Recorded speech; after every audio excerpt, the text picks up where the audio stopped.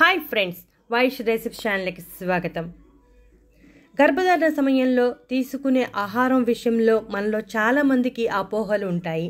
గర్భధారణ సమయంలో పెసలు లేదా పెసరపప్పును తీసుకోవచ్చా అనే సందేహం ఉంటుంది. ఈరోజు ఆ సందేహాన్ని తీర్చుకుందాం. గర్భధారణ సమయంలో తల్లి మరియు శిశువు యొక్క కణజాల మరమ్మత్తు మరియు కండరాల నిర్మాణానికి ప్రోటీన్ చాలా ముఖ్యమైనది.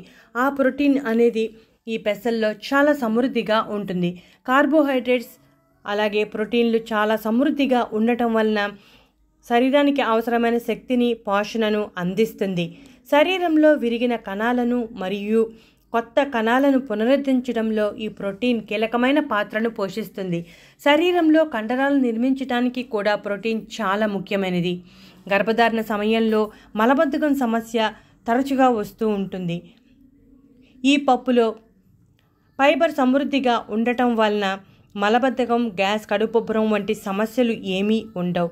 అలాగే మార్నింగ్ సిక్నెస్ సమస్యలను కూడా తగ్గించడానికి చాలా బాగా సహాయపడుతుంది. గర్భధారణ సమయంలో ఫైబర్ సమృద్ధిగా ఉన్న ఆహారాలను తీసుకుంటే మంచిది. దీనిలో ఐరన్ సమృద్ధిగా ఉండటం వలన రక్తహీనత సమస్య లేకుండా ఉంటుంది. గర్భధారణ సమయంలో హిమోగ్లోబిన్ శాతం తగ్గి రక్తహీనత సమస్య వస్తుంది. ఎర్ర రక్త కణాల ఉత్పత్తికి ఐరన్ చాలా ముఖ్యం. ఆ ఐరన్ అనేది ఈ పెసల్లో చాలా సమృద్ధిగా ఉంటుంది.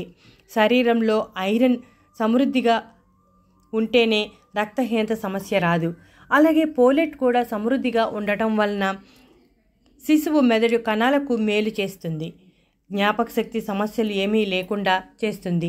పోలేట్ లోపం లేకుండా చూసుకోవాలి. సాధారణంగా డాక్టర్ దగ్గరికి వెళ్ళినప్పుడు పోలేట్కి సంబంధించి మందులను ఇస్తూ ఉంటారు. మనం ఆహారంలో కూడా పోలేట్ ఉండేలా చూసుకుంటే మంచిది. అలాగే యాంటీ ఆక్సిడెంట్ సమృద్ధిగా ఉండటం వలన ఆక్సీకరణ నష్టం నుండి కణాలను రక్షించి గర్భస్రావం జరగకుండా కాపాడుతుంది. అలాగే పొటాషియం, మెగ్నీషియం, ఫైబర్ సమృద్ధిగా ఉండటం వలన గుండెకు సంబంధించిన సమస్యలు ఏమీ ఉండవు. అయితే వారంలో 2 సార్లు తీసుకుంటే సరిపోతుంది. ఇటువంటి మరెన్నో ఇంట్రెస్టింగ్ టాపిక్స్ కోసం మా ఛానల్ సబ్స్క్రైబ్ చేయండి. నచ్చితే లైక్ కొట్టండి.